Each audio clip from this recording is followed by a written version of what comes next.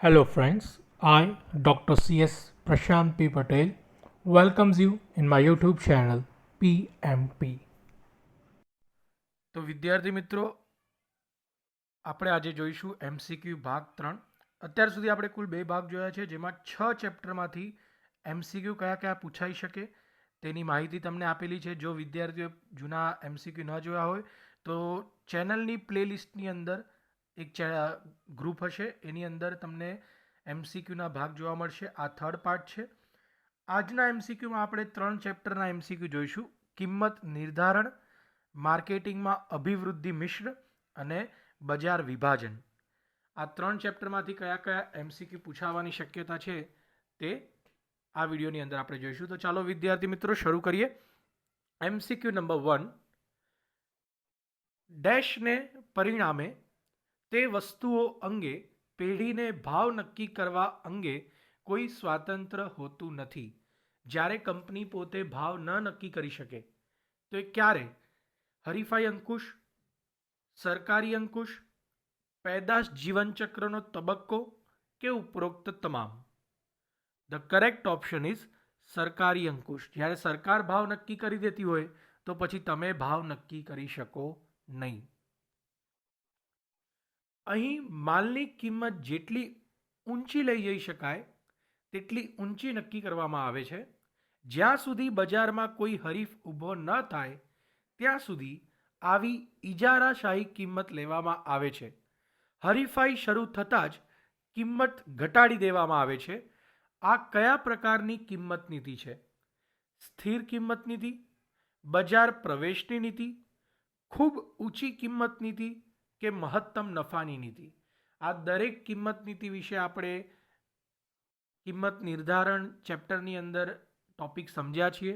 તમે સૌથી પહેલાં તો તે ચેપ્ટરના વિડીયોઝ જુઓ, જેથી કરીને તમને આન્સર ખબર પડશે. ધ કરેક્ટ ઓપ્શન ઇઝ ખૂબ ઊંચી કિંમત નીતિ. દીકરાઓ, તમને આન્સર આવડતા હોય તો ચોક્કસપણે કમેન્ટ જરૂર કરજો. એકવાર નક્કી કરેલી કિંમત અમુક મુદ્દત સુધી બદલી નહીં એવી કિંમત નીતિને ડેશ કહેવામાં આવે છે. તમે એક ચોક્કસ કિંમત રાખીને ચાલો છો. સ્થિર કિંમત નીતિ, બજાર પ્રવેશની નીતિ, હરીફાઈની સમક્ષ કિંમત નીતિ કે મહત્તમ નફાની નીતિ? ધ કરેક્ટ આન્સર ઇઝ સ્થિર કિંમત નીતિ. તમે ચોક્કસ સ્થિર કિંમત લગાવી રાખો છો વર્ષો સુધી.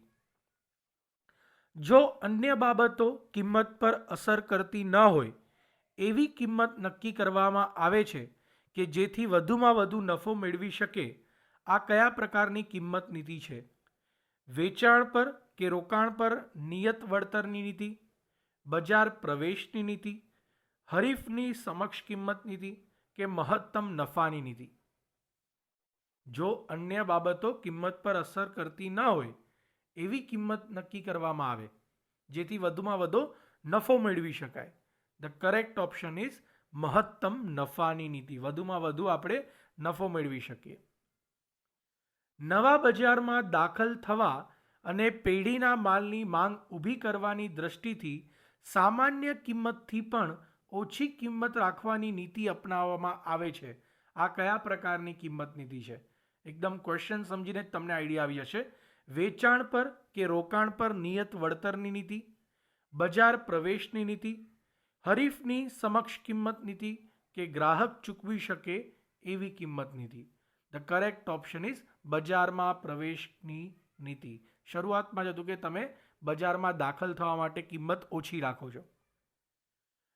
પેઢીએ કરેલ રોકાણ પર અમુક ટકાનો દર વળતર મળી રહે એ રીતે વેચાણ કિંમત નક્કી કરવાની નીતિ કેટલીક પેઢીઓ અપનાવે છે. આ કયા પ્રકારની કિંમત નીતિ છે? વેચાણ પર કે રોકાણ પર નિયત વળતરની નીતિ, ભાવિ હરીફને નિરુત્સાહી કરી કિંમત નીતિ, હરીફની સમક્ષ કિંમત નીતિ કે ગ્રાહક ચૂકવી શકે તેવી કિંમત નીતિ? તો બરોબર છે. કરેક્ટ ઓપ્શન તમારો વેચાણ પર કે રોકાણ પર નિયત વળતરની નીતિ.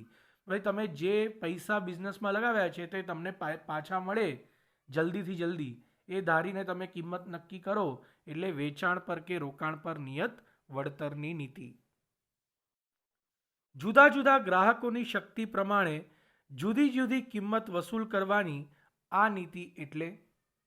જુદા જુદા ભાવ રાખવાની નીતિ, ભાવિ હરીફાઈને નિરુત્સાહી કરતી કિંમત નીતિ, હરીફની સમક્ષ કિંમત નીતિ, ગ્રાહક ચૂકવી શકે એવી કિંમત નીતિ. ધ કરેક્ટ ઓપ્શન ઇઝ ગ્રાહક ચૂકવી શકે એવી કિંમત નીતિ. ક્લિયર? ગ્રાહક ચૂકવી શકે એટલા માટે તમે અલગ અલગ કિંમતો નક્કી કરો છો. જ્યારે બજારમાં નવા હરીફો ઊભા થવાની શક્યતા જણાય એટલે કિંમત ખૂબ ઘટાડી દેવામાં આવે કે જેથી નવો હરીફ ધંધો શરૂ ન કરી શકે કે માંડી વાળે, આ કયા પ્રકારની કિંમત નીતિ છે? જુદા જુદા ભાવ રાખવાની કિંમત નીતિ, ભાવિ હરીફને નિરુત્સાહી કરતી કિંમત નીતિ, હરીફની સમક્ષ કિંમત નીતિ કે ગ્રાહક ચૂકવી શકે એવી કિંમત નીતિ. તો કરેક્ટ ઓપ્શન છે ભાવિ હરીફને નિરુત્સાહી કરતી કિંમત નીતિ. આપણે એને આવવા જ નથી દેવાનો માર્કેટમાં. હરીફ માલની કિંમત વધારે તો આ પેઢી પણ કિંમત વધારે, અને હરીફ કિંમત ઘટાડે તો આ પેઢી પણ કિંમત ઘટાડે. હરીફની સાથે સાથે ચાલે. તો આ કયા પ્રકારની કિંમત નીતિ ગણાય? જુદા જુદા ભાવ રાખવાની કિંમત નીતિ, ભાવિ હરીફને નિરુત્સાહી કરતી કિંમત નીતિ, હરીફની સમક્ષ કિંમત નીતિ કે ગ્રાહક ચૂકવી શકે તેવી કિંમત નીતિ. ધ કરેક્ટ ઓપ્શન ઇઝ હરીફની સમક્ષ કિંમત નીતિ. નિમ્નલિખિત વિકલ્પમાંથી કયો વિકલ્પ કિંમત નિર્ધારણનો ઉદ્દેશ છે કે હેતુ છે? કેમ આપણે કિંમત નક્કી કરીએ છીએ? બજારમાં ઝડપથી પ્રવેશ મેળવવા, કિંમત સ્થિરતા લાવવા, બજારનો હિસ્સો જાળવી રાખવા કે સુધારવા, કે પછી ઉપરોક્ત તમામ કારણસર, ઉપરોક્ત તમામ ઉદ્દેશસર આપણે કિંમત નિર્ધારણ કરીએ છીએ. તો કરેક્ટ ઓપ્શન છે ઉપરોક્ત તમામ. આ બધા કારણસર આપણે કિંમત નિર્ધારણ કરતા હોઈએ છીએ. નિમ્નલિખિત વિકલ્પમાંથી કયો વિકલ્પ કિંમત નિર્ધારણને અસર કરતો પરિબળ છે? ઉત્પાદનની પડતર, પેદાશ જીવનચક્રનો તબક્કો, હરીફોની કિંમત કે પછી ઉપરોક્ત તમામ. તમે કિંમત નક્કી કરો પછી પાછી તમારે કિંમત બદલવી પડે, તો કયા પરિબળો છે જેના લીધે કિંમત બદલવી પડે? ઉત્પાદનની પડતર, પેદાશ જીવનચક્રનો તબક્કો, હરીફોની કિંમત કે પછી ઉપરોક્ત તમામ. ધ કરેક્ટ ઓપ્શન ઇઝ ઉપરોક્ત તમામ. કિંમત એટલે પેદાશ અને સંબંધિત સેવાના વિનિમય માટે જરૂરી એવા નાણાકીય સાધનો. આ વ્યાખ્યા કોના દ્વારા આપવામાં આવેલી છે? Philip Kotler, Henry Ford, William Stanton અને Neil Bourne. The correct option is William Stanton. યાદ રાખજો દીકરાઓ, વ્યાખ્યા રિલેટેડ તમારા 1 થી 2 MCQ તમને જોવા મળશે જ. જુદા જુદા ગ્રાહકો માટે એક જ વસ્તુની જુદી જુદી કિંમત વસૂલ કરવામાં આવે, આ કિંમત ભેદભાવ એટલે શું?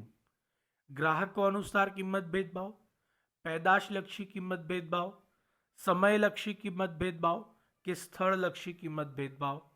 ધ કરેક્ટ ઓપ્શન ઇઝ ગ્રાહકો અનુસાર કિંમત ભેદભાવ. પુસ્તકની પાકા પુઠ્ઠાની નકલ લાઇબ્રેરી અને ધનિક વર્ગના ગ્રાહકોને ખરીદ સંતોષ આપે છે. ટૂંક સમય માટે ઉપયોગ કરતા વર્ગને કાચા પુઠ્ઠાની નકલ ખરીદી સંતોષ આપે છે. આ બંને પ્રકારની પુસ્તક નકલ માટે જુદી જુદી કિંમત રહેવાની. આ પ્રકારની કિંમત ભેદભાવ એટલે શું? બુક સેમ છે, બસ એક ઝેરોક્સ છે અને એક ઓરિજિનલ બુક છે, પણ ઝેરોક્સ સસ્તી હશે, ઓરિજિનલ મોંઘી હશે, બાકી અંદરનું કન્ટેન્ટ સેમ છે. ગ્રાહકને જે જોઈએ છે વસ્તુ એના અંદરથી મળવાની જ છે, તો પણ બંનેના ભાવ અલગ છે. ઝેરોક્સના ઓછા ભાવ છે, પાકા પુસ્તકના ભાવ વધારે છે. તો આ કયા પ્રકારનો ભેદભાવ છે? ગ્રાહકો અનુસાર કિંમત ભેદભાવ, પેદાશલક્ષી કિંમત ભેદભાવ, સમયલક્ષી કિંમત ભેદભાવ કે સ્થળલક્ષી કિંમત ભેદભાવ?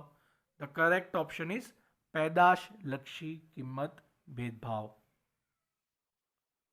જુદા જુદા સમયે માંગની તીવ્રતાની માત્રામાં ફેરફાર થતો હોય છે, જેથી એક વસ્તુ કે પેદાશ માટે જુદા જુદા સમયે જુદા જુદા ભાવ હોય છે. આ કયા પ્રકારનો કિંમત ભેદભાવ છે? ગ્રાહકો અનુસાર કિંમત ભેદભાવ, પેદાશલક્ષી કિંમત ભેદભાવ, સમયલક્ષી કિંમત ભેદભાવ કે સ્થળલક્ષી કિંમત ભેદભાવ? ધ કરેક્ટ ઓપ્શન ઇઝ સમયલક્ષી કિંમત भेदभाव, जुदा जुदा समय पर जुदी जुदी किंमत।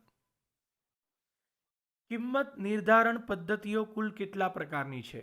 1, 2, 3 કે 4? The correct option is 3. 3 પ્રકારની કિંમત નિર્ધારણ પદ્ધતિ હોય છે. આ બધા ક્વેશ્ચન સમજવા માટે દીકરાઓ તમારે પ્રીવિયસ વિડીયોઝ જોવા પડશે. જે ચેપ્ટર ડિટેલમાં સમજ્યા હશે તેને જ આ કન્સેપ્ટ ક્લિયર થશે. સમયલક્ષી કિંમત ભેદભાવ કયા નિર્ધારણ પદ્ધતિનો ભાગ છે? પડતરલક્ષી કિંમત નીતિ, માંગલક્ષી કિંમત નીતિ, હરીફાઈલક્ષી કિંમત નીતિ કે ઉપરોક્ત તમામ? ધ કરેક્ટ ઓપ્શન ઇઝ માંગલક્ષી કિંમત નીતિ. ટેન્ડર કિંમત કયા કિંમત નિર્ધારણનો ભાગ છે? પડતરલક્ષી કિંમત નીતિ, માંગલક્ષી કિંમત નીતિ, હરીફાઈલક્ષી કિંમત નીતિ કે ઉપરોક્ત તમામ? ધ કરેક્ટ ઓપ્શન ઇઝ હરીફાઈલક્ષી કિંમત નીતિ.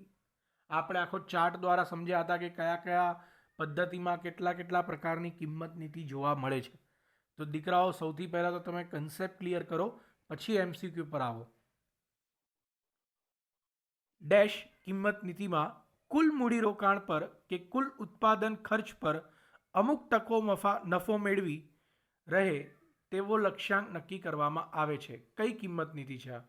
પડતરલક્ષી કિંમત નીતિ, માંગલક્ષી કિંમત નીતિ, હરીફાઈલક્ષી કિંમત નીતિ કે પછી ઉપરોક્તમાંથી એક પણ નહીં? ધ કરેક્ટ ઓપ્શન ઇઝ ઉપરોક્તમાંથી એક પણ નહીં. આન્સર આવે છે લક્ષ્યાંકિત કિંમત નીતિ. ક્લિયર? તો આમાંથી એક પણ આન્સર કરેક્ટ નથી. ચાલુ કિંમત કયા કિંમત નિર્ધારણ પદ્ધતિનો ભાગ છે? પડતરલક્ષી કિંમત નીતિ, માંગલક્ષી કિંમત નીતિ, હરીફાઈલક્ષી કિંમત નીતિ કે પછી ઉપરોક્ત કોઈ પણ નહીં? ધ કરેક્ટ ઓપ્શન ઇઝ હરીફાઈલક્ષી કિંમત નીતિ. વેચાણમાં સતત વધારો કરવા માટે જે સાધનોનો ઉપયોગ થાય છે તેનો સમૂહ એટલે જ બજાર સંશોધન, અભિવૃદ્ધિ મિશ્ર, બજાર વિભાજન કે પછી બજાર ક્રિયા? ધ કરેક્ટ ઓપ્શન ઇઝ અભિવૃદ્ધિ મિશ્ર. તમે પ્રમોશન કરો છો જેથી કરીને તમારા વેચાણમાં વધારો થાય. અભિવૃદ્ધિ મિશ્ર. નિમ્નલિખિત વિકલ્પોમાંથી અભિવૃદ્ધિના મહત્વ કયા કયા છે? ઉત્પાદક અને ગ્રાહક વચ્ચેના અંતરમાં ઘટાડો, માહિતી સંચારના વ્યાપક ઉપયોગની શક્યતામાં વૃદ્ધિ, વસ્તુઓની માંગમાં વૃદ્ધિ કે પછી ઉપરોક્ત તમામ? આમાંથી કયા અભિવૃદ્ધિના મહત્વ છે? ધ કરેક્ટ ઓપ્શન ઇઝ ઉપરોક્ત તમામ. આ દરેક એના મહત્વ જ હતા, એટલા માટે જ આપણે અભિવૃદ્ધિ કરતા હોઈએ છીએ. નિમ્નલિખિત પરિબળોમાંથી અભિવૃદ્ધિને અસર કરતા પરિબળો કયા છે? વસ્તુનો સ્વરૂપ, બજારનું સ્વરૂપ, ભાવિ ગ્રાહકોની લાક્ષણિકતાઓ કે ઉપરોક્ત તમામ? તમે પ્રમોશન કરો છો તો એના પર પણ અસર જોવા મળે, આડ અસર કે સારી અસર. તો કયા પરિબળોની અસર અભિવૃદ્ધિ પર જોવા મળે છે? વસ્તુનો સ્વરૂપ, બજારનું સ્વરૂપ, ભાવિ ગ્રાહકોની લાક્ષણિકતાઓ કે ઉપરોક્ત તમામ? ધ કરેક્ટ ઓપ્શન ઇઝ ઉપરોક્ત તમામ. આ દરેક પરિબળ તમારા પ્રમોશનને અસર કરે છે. એડવર્ટાઇઝિંગ લેટિન ભાષાના કયા બે શબ્દો ઉપરથી આવેલો છે? આ મેં તમને જ્યારે ચેપ્ટર ડિસ્કસ કરેલું હતું ત્યારે પણ કહ્યું હતું કે એડવર્ટાઇઝિંગનો લેટિન શબ્દ તમને પૂછાશે. એડવર અને ટેર્ઝિંગ, એડ અને ટેર્ઝિંગ, એડવર અને વેર્ટો કે પછી એડ અને વેર્ટો? ધ કરેક્ટ ઓપ્શન ઇઝ એડ અને વેર્ટો. ક્લિયર? આ બંને લેટિન શબ્દ પરથી અંગ્રેજી શબ્દ બનેલો છે, એડવર્ટાઇઝિંગ. લેટિન શબ્દ એડ એટલે શું? ખેંચવું, તરફ કે કોઈ વસ્તુ તરફ ખેંચવું કે પછી ઉપરોક્ત બધા જ કરેક્ટ ઓપ્શન છે? ધ કરેક્ટ ઓપ્શન ઇઝ તરફ. ક્લિયર? એડનો મતલબ થાય છે ટુવર્ડ્સ એટલે કે તરફ, કોઈની તરફ, તરફ. ડેશ એ અખબારો, સામયિકો, રેડિયો, ટેલિવિઝન જેવા લોક શિક્ષણના માધ્યમો દ્વારા પોતાની પેદાશો, વેચાણ ચીજો કે સેવાઓ વિશે લોકોને માહિતગાર અને ખરીદયુક્ત કરવાની સર્જનાત્મક સંપર્ક પ્રવૃત્તિ છે. તમે અખબાર, રેડિયો, પછી સામયિકો, ટીવી, આ બધાથી લોકોને આકર્ષવાની કોશિશ કરો છો, તો આ કયા પ્રકારની અભિવૃદ્ધિ છે? જાહેરાત, વેચાણ વૃદ્ધિ, વ્યક્તિગત વેચાણ કે પછી બધા જ? ધ કરેક્ટ ઓપ્શન ઇઝ જાહેરાત. આ એક પ્રકારની જાહેરાત છે. નિમ્નલિખિત વિકલ્પોમાંથી કયો વિકલ્પ પ્રસિદ્ધિના લક્ષણો દર્શાવે છે? જુદા જુદા માધ્યમો, વિનામૂલ્યે સેવા, વેચાણ વૃદ્ધિનો પ્રત્યક્ષ ઉદ્દેશ નહીં, ઉપરોક્ત તમામ. ધ કરેક્ટ ઓપ્શન ઇઝ ઉપરોક્ત તમામ. ક્લિયર? કે ભાઈ કયો વિકલ્પ પ્રસિદ્ધિના લક્ષણો દર્શાવે છે? તો ઉપરોક્ત તમામ.